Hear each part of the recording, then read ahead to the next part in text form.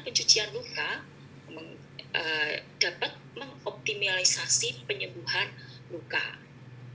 Ya, kemudian di dalam pencucian luka saat ini, pencucian luka itu lebih berkembang untuk lebih bisa sampai ke biofilm.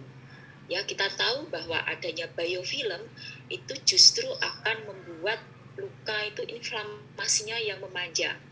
Ya, jadi luka kronis itu sepertiga plus sepertiga ya teori kemarin itu mengandung biofilm.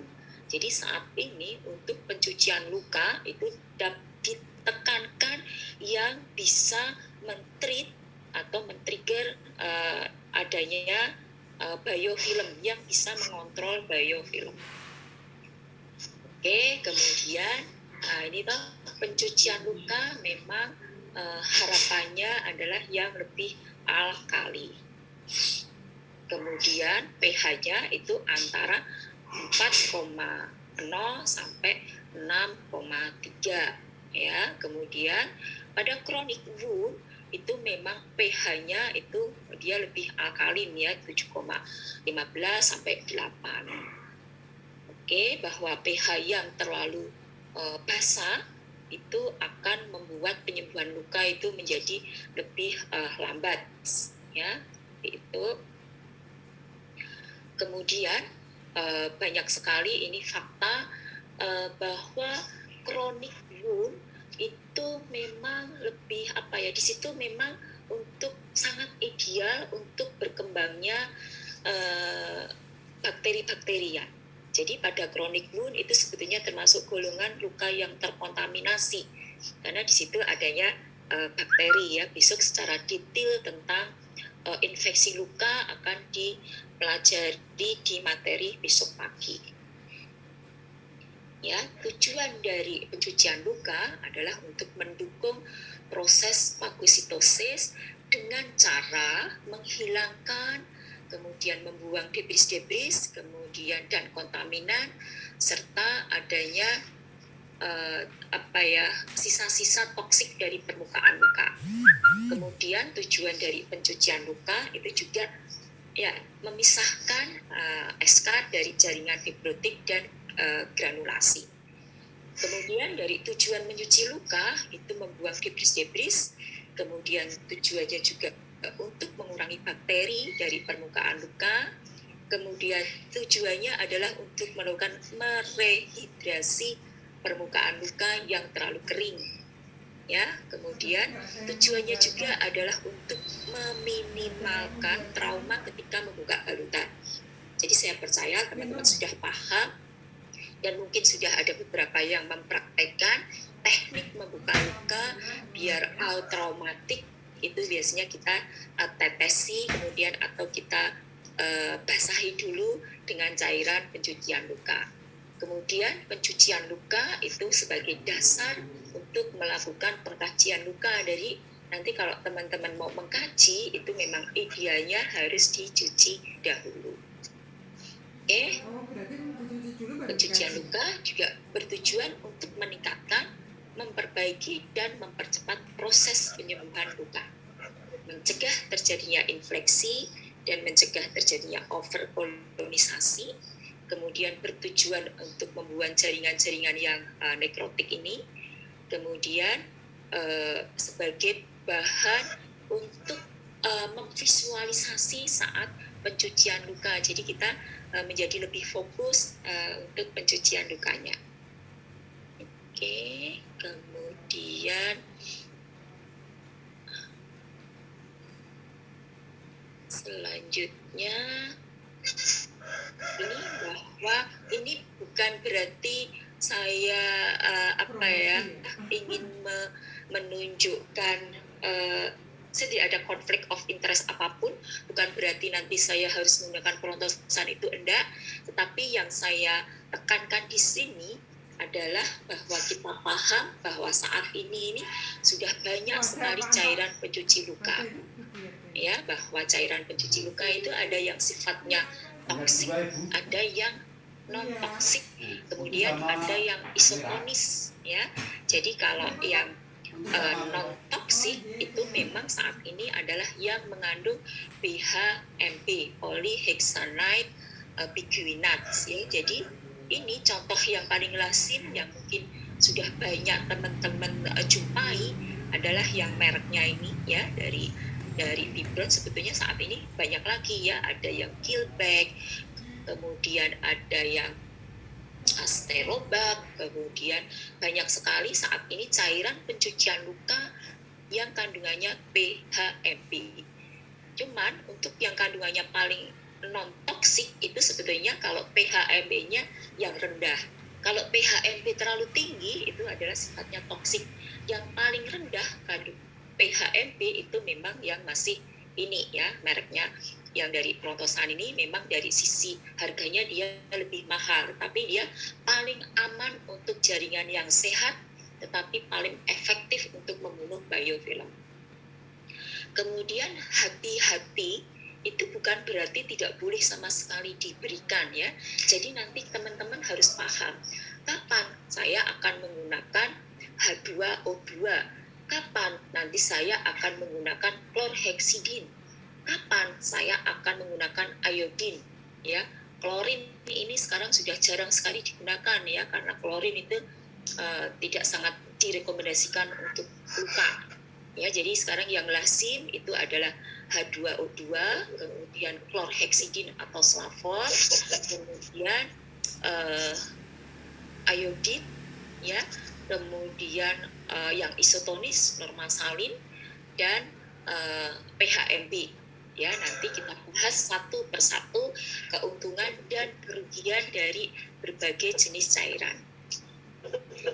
Kemudian tekniknya ya, nanti teknik itu ada yang harus digosok ya, jadi yang swabbing, ada yang harus ditutul, kemudian yang irigasi.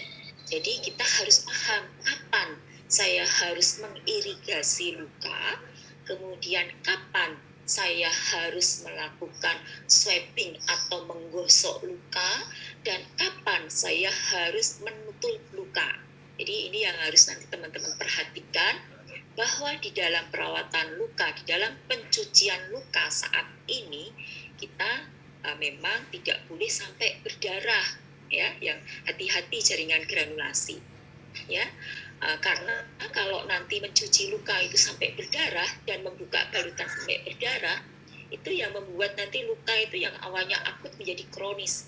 Penyembuhan luka dimulai dari awal lagi, dari mulai hemostasis lagi ya. Itulah nanti pada akhirnya yang membuat luka itu menjadi tidak sembuh-sembuh ya. Jadi proses dari perawatan luka itu memang panjang, dan itu diawali sejak mulai pengkajian, kemudian mulai dari mencuci luka itu bagaimana kita menjaga luka itu tidak boleh sampai berdarah. Oke, kemudian saat kita melakukan irigasi luka itu harus hati-hati sekali ya. Irigasi luka itu memang untuk luka-luka yang ada tunnel ya, jadi ada rongga, itu memang kita lakukan irigasi. Tetapi teman-teman harus hati-hati melakukan irigasi ya. Irigasi itu harus nanti dipastikan benar. Saya mempunyai pengalaman ya, jadi ada salah satu pasien yang dikonsulkan ke kami itu karena ada rongga itu, kemudian di dalam perawatan lukanya selalu dilakukan irigasi ya, tetapi tidak pernah diukur. Diukur itu artinya cairan yang masuk itu berapa cc, cairan yang keluar itu berapa cc, tidak pernah diukur. Pada akhirnya cairan irigasi itu yang selalu ada di dalam itu semakin banyak, sehingga di dalamnya itu menjadi lukanya itu semakin di situ banyak cairan ya. Jadi nanti teman-teman harus hati-hati saat melakukan irigasi, cairan yang dimasukkan itu minimal harus sama dengan cairan yang keluar ya. Idealnya memang lebih banyak. Jadi kalau cairan yang dimasukkan itu 50 cc, yang keluar pun harus diukur 50 cc. Jangan sampai nanti yang keluar hanya 40 cc. Nanti karena kalau yang 10 cc itu akan membuat rongga di situ, jadi lukanya menjadi semakin luas.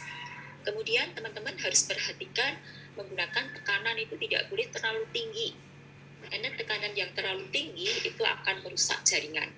Tekanan yang tinggi itu seperti apa? Tekanan yang tinggi itu adalah misalnya saya contohkan di sini bahwa hasil yang bagus itu adalah yang tekanannya itu 10 pound per square per area, ya, sampai 70. Jadi kalau diibaratkan dengan jarum needle, jarum yang kita gunakan untuk pencucian luka, itu idealnya menggunakan jarum yang nomor 16. Jadi kalau yang tekanan atau jarumnya itu lebih kecil, ya, atau ukurannya itu lebih besar, jadi kalau jarum itu ukurannya lebih besar berarti kan lebih kecil, ya, itu tekanannya itu semakin kuat. Jadi hati-hati menggunakan untuk pencucian luka, ya, nanti idealnya menggunakan kalau jarum itu ukuran yang 16 karena dia sudah diteliti untuk tekanannya itu antara 10 sampai 70 pounds, ya, per square. Itu sangat bagus, jadi dia tidak merusak jaringan yang sehat. Oke, karakteristik dari cairan pencuci luka yang ideal itu harusnya yang non toksik, yang tidak merusak jaringan, ya. Tadi kan jenis cairannya kan banyak, ada yang non toksik, ada yang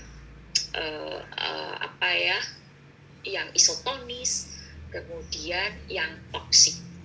Kemudian cairan pencuci luka idealnya harus efektif untuk membuang slaf. Slaf itu yang berwarna kuning, ya. Kemudian adanya sisa-sisa perdarahan, kemudian jaringan yang nekrotik, ya, dengan membuat irigasi itu kadang-kadang ini semuanya bisa larut, ya. Slaf-slaf itu dengan tekanan 18 bisa hancur. Kemudian cairan pencuci luka yang ideal itu harusnya dapat mengurangi jumlah mikroorganisme. Kemudian idealnya yang hipoalergenik, ya, jangan sampai kita memaksakan menggunakan cairan A, ya, ternyata dia pasien itu alergi, jadi kita harus hati-hati sekali. Kemudian ideal kita sebagai seorang wound care nurse, ya, kita harus benar-benar memperhatikan cost effectiveness, ya, apalagi di rumah sakit di pelayanan, ya, yang kita sangat bekerja sama dengan BPJS. Kadang-kadang ada beberapa itu yang bisa masuk, ada yang tidak. Jadi pandai-pandainya kita sebagai seorang wound care nurse itu menghandle bahwa perawatan luka itu benar-benar tidak berbiaya mahal, tetapi dengan hasil yang bagus. Jadi yang kita tekankan di sini adalah konsep-konsep yang kemarin itu, bagaimana konsepnya menciptakan suasana lembab, kemudian mempersiapkan dasar luka, yang kita tekankan di situ. Kemudian bagaimana seorang wound care nurse itu harus bisa mencari alternatif yang lain, tapi tidak mengurangi dengan konsep-konsep yang telah kita berikan kemarin. Oke, kemudian di dalam pencucian luka bahwa salah satu tujuannya adalah mengurangi jumlah bakteri, ya. Kemudian kita paham, ya, kita sedikit review. Jadi pertahanan di tubuh kita itu yang utama adalah kulit, ya, kulit yang sehat, kulit yang utuh. Kalau kulitnya itu tidak sehat, terluka, berarti pertahanan tubuh lini pertama kita itu mengalami gangguan. Ya, kemudian pertahanan lini kedua itu adalah sistem imun kita adalah sel darah putih dan adanya fagositosis, itu adalah pertahanan lini kedua. Ya, jadi kita, ya, perawat wound care nurse itu adalah bagaimana kita menjaga integritas pertahanan lini yang pertama. Oke. Kemudian sedikit nanti teman-teman pahami bahwa sebetulnya antimikrobial atau antibakterial yang nanti berkembang menjadi awalnya itu antibiotik, itu sebenarnya sudah ada sejak zaman dahulu kala, ya. Yang saat ini itu kita kenal adanya antibiotik, itu sejarahnya itu sudah dimulai sejak tahun 1800-an ya. Di situ ada, kalau zaman dahulu itu ya, mungkin kalau teman-teman yang angkatan lama itu kita paham bahwa ya dulu kita kembangkan kan ada fresh urine itu untuk perawatan luka ya, itu tapi zaman dahulu sekali. Kemudian garam ya, itu sejarahnya memang dia bisa digunakan sebagai dasar antibiotik ya. Kemudian berkembang lagi itu ada madu ya, madu sampai saat ini masih cukup relevan untuk mengelola luka. Tetapi madu yang bagaimana ya, jadi nanti jangan sampai madu yang banyak gulanya ya, karena kalau saya punya pengalaman ya, di salah satu rumah sakit itu merawat luka bakar itu menggunakan madu, tetapi madu yang digunakan itu madu yang kita tahu di Indonesia itu kan orangnya pintar-pintar ya, pintar-pintar itu artinya bisa meng-create, bisa membuat segalanya itu menjadi mirip-mirip ya, seperti itu. Jadi waktu itu yang digunakan itu madu yang kandungan gulanya itu banyak, jadi lukanya itu tidak jadi sembuh, lukanya luas karena apa, di situ pada dirubung dikerumuni semut ya. Jadi itu, jadi sejarahnya dulu bisa menggunakan madu, kemudian itu tadi garam, gula, kemudian butter, dan lebih modern lagi iodin atau betadine yang saat ini masih cukup relevan, klorin itu atau karbol ya, untuk lantai itu saat sekarang sudah tidak digunakan lagi. Kemudian sejarahnya ada banyak sekali ya, karbolik asid, kemudian metal, silver, perak itu sampai saat ini masih cukup relevan ya. Kemudian tahun 1090-an ya, 900-an itu ada chlorhexidin atau safflon. Kemudian berkembang lagi antibiotik ya, ada yang pencucian luka menggunakan ada beberapa hal yang dicampur dengan antibiotik, itu sebenarnya tidak sesuai lagi karena dia tidak, pemberian pencucian lukanya tidak memegang untuk prinsip 5 benar pemberian obat ya. Ini sejarah dari antibiotik itu yang nanti teman-teman harus pahami. Kemudian ini ya, salah satu efektivitas daripada jenis-jenis pencucian luka